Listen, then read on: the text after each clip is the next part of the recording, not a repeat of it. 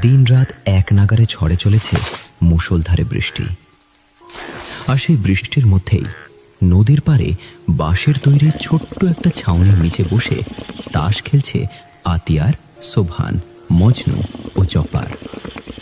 চারপাশ থেকে অনবরত ভেসে আসছে ঝিঁঝি পোকার ডাক আর দূরে শেয়ালের হুক্কাহু আওয়াজ।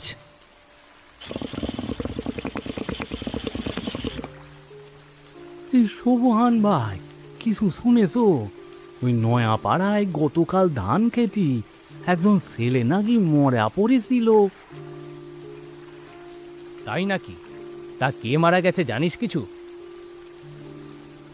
আমি তো শুনলাম রাতের বেলা ধান খেতে নাকি ছেলেটা গিয়েছিল আইল বেঁধে দিতে। এরপর সকালে লোকজন দেখে সে মুখ থুবড়ে পড়ে আছে।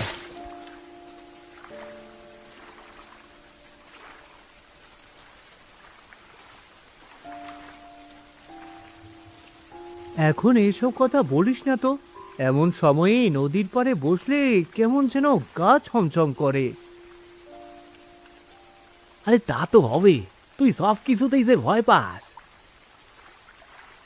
না রে, আতিয়ার মিথ্যা কইতাছে না। এই নদীর পাড় নিয়ে কিন্তু গ্রামের মানুষের মধ্যে অনেক কথা আছে। আমিও দাদির কাছে অনেক গল্প শুনেছি, কিন্তু এগুলা কি আসলেই সত্যি হয়?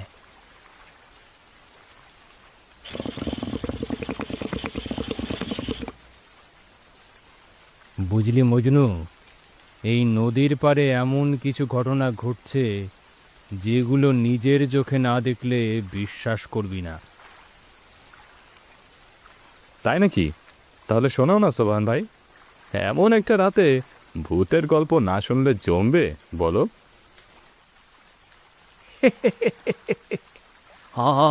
জব্বার ঠিক কথাই বলছে। আজ এসব তাস খেলা বাদ দাও, তুমি বরং আমাদের একটা ভয়ঙ্কর ভূতের গল্প শোনাও। তোমার তো বয়সও কম না, নিশ্চয়ই অনেক কিছু দেখেছো জীবনে, সেগুলোই বলো শুনি।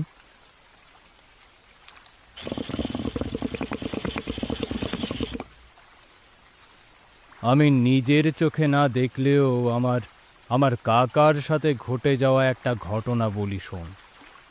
আজ থেকে প্রায় 50 বছর আগের কথা। তখন আমার কাকার বয়স ছিল ওই 20 কি 21 বছর।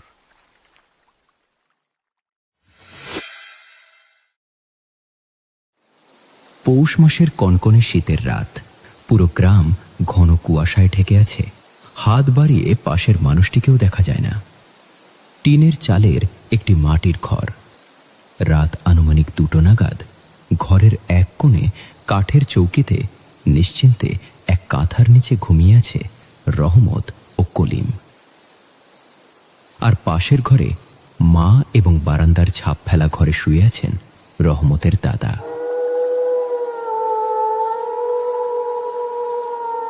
রাত তখন আনুমানিক 2টো নাগাদ। বাড়ির পেছনের ডালপালা ছড়ানো বুড়ো আম গাছটার ওপাশ থেকে একটা চেনা কণ্ঠ ভেসে আসে। ও রহমত, একটু বাইরে আয় তো বাপ। মাটির কলসটা যে ভীষণ ভারী, একা তুলতে পারছি না। হুবহু রহিমা বেগমের কণ্ঠে সেই ডাকটা কানে যেতেই ঘুম ভেঙে গেল রহমতের। কিন্তু ঘুম ভাঙার পরও তার চোখে মুখে কোনো স্বাভাবিক ভাব ছিল না। তার চোখ দুটো কেমন যেন স্থির হয়ে গিয়েছিল, যেন কোনো অদ্ভুত মায়া তাকে টানছে। রহমত, ও রহমত, এত দেরি করছিস কেন বাপ? শিগগির বাইরে আয় বাপ।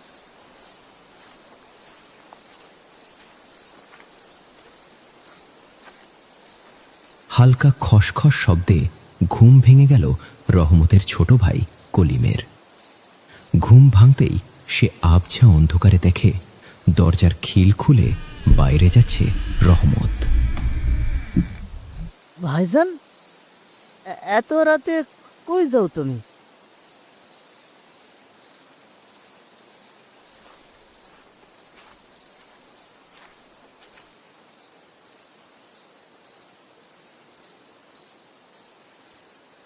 এ কি এ কি ভাইজান, তুমি কোনো কথা কইছো না কেন? এত রাতে কোথায় যাচ্ছ সেটা তো বলো। কলিম বিছানা থেকে নেমে রহমতের হাত ধরে টানার চেষ্টা করে, কিন্তু রহমতের শরীর তখন বরফের মতো ঠান্ডা এবং তার শরীরে যেন অসুরের শক্তি। সে কলিমকে এক ঝটকায় মেঝেতে ফেলে দিয়ে দরজা খুলে কুয়াশার মধ্যে বেরিয়ে যায়।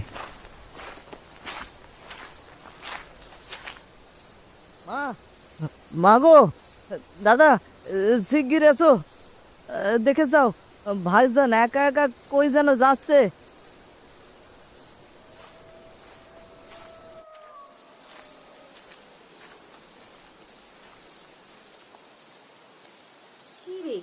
কি হয়েছে রে কলিম, এভাবে চিল্লাচিল্লি করছিস কেন?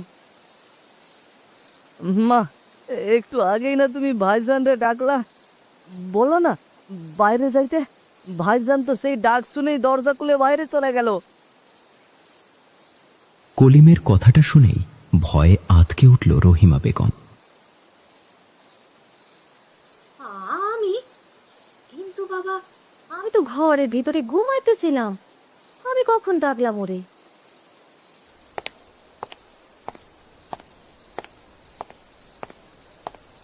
চিৎকার শুনে রহমতের দাদা কাসেম আলীও লাঠি ঠুকে ঘরে ঢোকেন। এরপর সমস্ত পরিস্থিতি বুঝেই তার অভিজ্ঞ চোখ কপালে ওঠে। তিনি গম্ভীর ও ভয়ার্ত গলায় বলেন, সর্বনাশ হয়েছে, ওরে তো নিশিতে পাইছে। দাদা, দাদা, ভাইজান রে বাঁচাও, ও কেমন যেন করতেছিল, আমারে ধাক্কা দিয়া সোজা বাইরে চলে গেল। আর কেউ ভুলেও রহমতের নাম ধইরা ডাকবি না। নিশির ডাকে একবার সাড়া দিলে মানুষ নিজের হুঁশ পর্যন্ত হারাই ফেলে।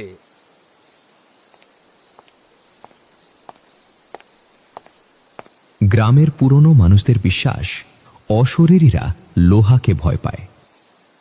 তাই আর এক মুহূর্ত দেরি না করে দেয়ালের পাশে রাখা লোহার শিকল জড়ানো লাঠিটা হাতে তুলে নিল কাসেম আলী। এরপর রহিমা বেগম আর কলিমকে নিয়ে ঘরের বাইরে বেরিয়ে পড়ল সে।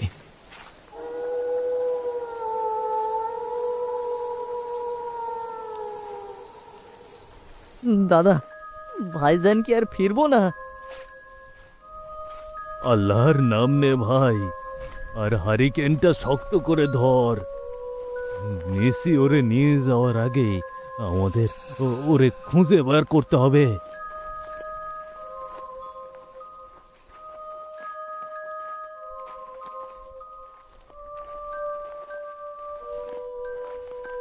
ঘন কুয়াশার মধ্যে গ্রামের শেষ প্রান্তে পদ্মদিঘির পারে এসে পৌঁছালো তারা। ভাইজান, ওই যে ভাইজান। কলিমের চিৎকার শুনে রহিম বেগম হারিকেনের আলো উঁচু করে ধরতেই তারা দেখতে পেল ইতোমধ্যেই দিঘির ভেতরে অনেকটা নেমে গিয়েছে রহমত। হাঁটু পেরিয়ে পানি তখন বুক পর্যন্ত উঠে গিয়েছে তার, কিন্তু তবুও তার মুখে কোনো ভয় নেই, কোনো অনুভূতিও নেই। রহমত, বাবা রহমত, সামনের দিকে আর এগোস নে বাবা। এই তো আমি মা, আমি এখানে আছি।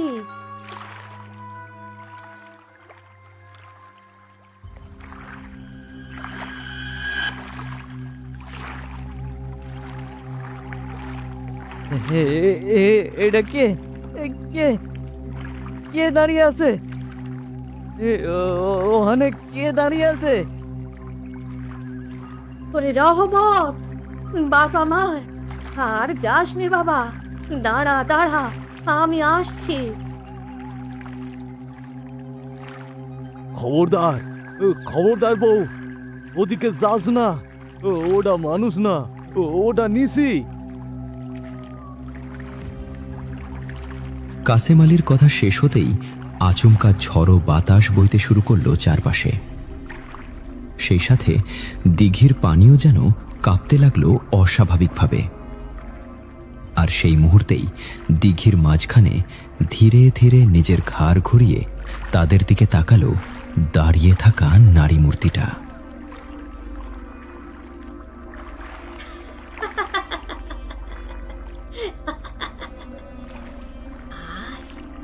রহমত, আয় আয় আমার কাছে, আয়। আল্লাহ, এটা কি? হায় আল্লাহ, এটা কি? বাবা, বাবা দয়া করে আপনি কিছু একটা করুন, আমার রহমতকে রক্ষা করুন। আয় রহমত, আয়, আর একটু সামনে আয়, আয় আয়।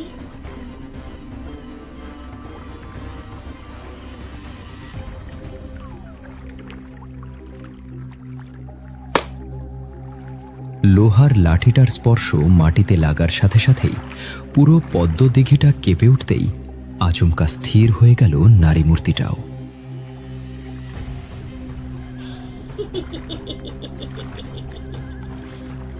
আজ বেঁচে গেলি রহমত, আমার ডাক একবার যে শোনে কোনোদিন পুরোপুরি মুক্তি পায় না।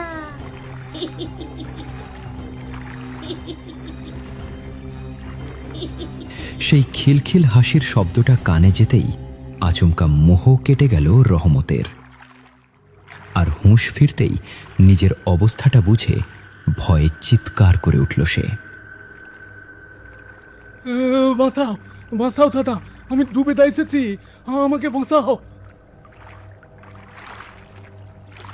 রহমতের চিৎকার শুনে জীবনের ঝুঁকি নিয়েই দিঘির ঠান্ডা পানিতে ঝাঁপিয়ে পড়ল কাসেম আলী আর কলিম।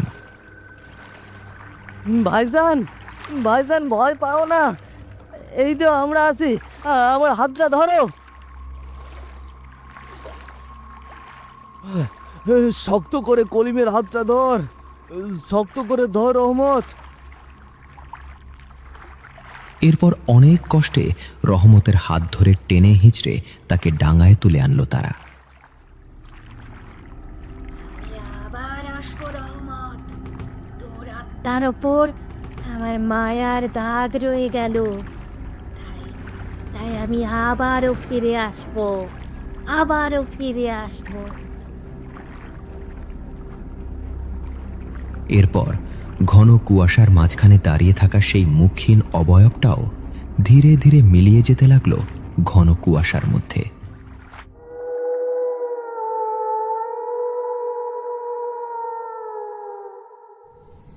অনেক কষ্টে পদ্মদিঘির পাশ থেকে রহমতকে বাড়িতে নিয়ে এলো কাসেম আলীরা।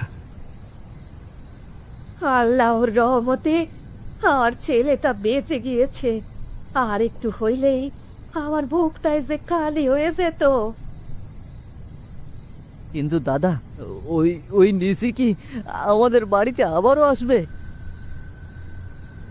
সঠিকভাবে কিছু বলা যাচ্ছে না ভাই, জানিস তো কিছু কিছু নিশি আছে যারা একবার মানুষের পিছু নিলে আর সহজে ছাড়ে না। তাই আজ থেকে রাতের বেলা তোরা কেউ আর একা একা বাইরে যাবি না। কথাগুলো বলতে বলতেই ধীরে ধীরে ঘুমিয়ে পড়ল রহমত।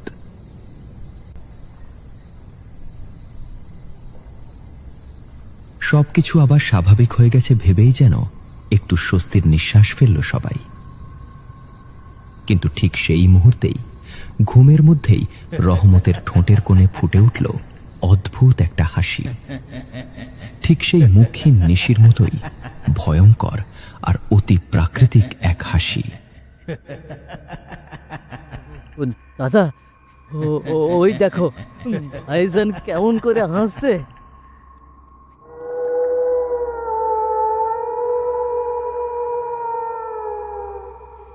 হায় আল্লাহ, এ কেমন কাহিনী শোনালে গো তুমি শোভহান ভাই। কাহিনীটা শুনেছে শরীরের সমস্ত লোম দাঁড়িয়ে গেল। হায় আল্লাহ, হায় আল্লাহ।